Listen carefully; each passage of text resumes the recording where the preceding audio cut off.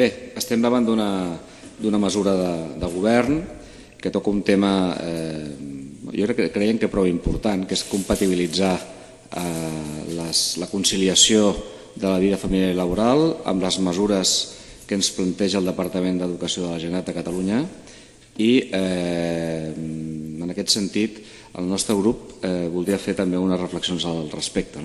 Aquest Ajuntament, i vostè ho expressava, regidora, vol fer una aposta per donar un pas endavant en aquests temes i intentar que l'Ajuntament s'impliqui i doni suport a les famílies d'aquesta ciutat per procurar que aquesta setmana sigui un èxit. El que passa que tenim la sensació que aquesta mesura, pels recursos que d'alguna manera ens està plantejant, sembla més una forma de cobrir l'expedient. El Departament d'Educació planteja unes mesures que poden ser més o menys interessants o no, però ho acostuma a fer amb una visió bastant peculiar. Acostuma a fer com una mena d'experiments socials que han de pagar altres.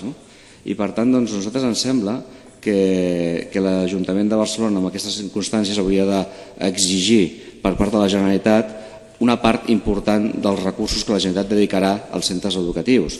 Sembla ser que la Generalitat hi dedicarà 800.000 euros a fer que aquesta setmana sigui una setmana, diguéssim, profitosa per tothom. Voldria saber exactament d'aquests 800.000 euros quants d'aquests s'aplicaran a la ciutat de Barcelona, perquè si no és així ens trobarem que els 170.000 alumnes afectats i les seves famílies hauran de patir i pagar aquesta mesura. Això acostuma a passar. Si demanem que la societat assumeixi els seus reptes i els seus experiments i ens trobem davant d'aquesta situació. La prioritat d'aquest Ajuntament, com en molts altres temes, s'ha de valorar amb el pressupost que s'inverteix. Una de les mesures més importants ha de ser dotar recursos a les AMPAs perquè puguin fer aquestes activitats i compatibilitzar-les amb l'acció de les pròpies famílies. Són les AMPAs que haurien de gestionar aquestes activitats per seguir la seva filosofia. Doncs bé, aquest Ajuntament dedicarà a suports a les AMPAs 70.000 euros. 70.000 euros. 70.000 euros que són 0,4 euros per alumne d'aquesta ciutat. Una autèntica fortuna, regidora, una autèntica fortuna. Tenint en compte que els casals i les activitats que plantegen les entitats de lleure es mourien entre els 100 euros i els 350 euros. 100 euros, 350 euros. Vostès, 0,4 euros. Bé, crec que és bastant peculiar.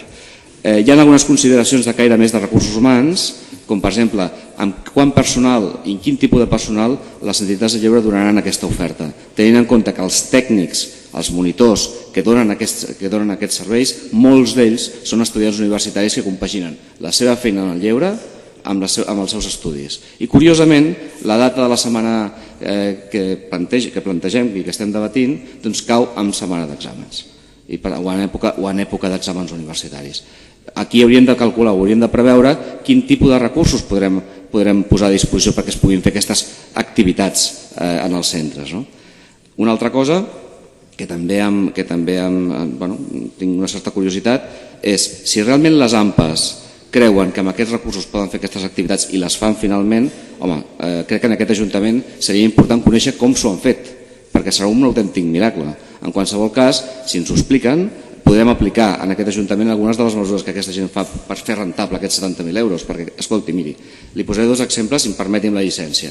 Aquest Ajuntament s'ha gastat 70.000 euros, per exemple, en dos exemples molt concrets. L'edició de 2 llibres.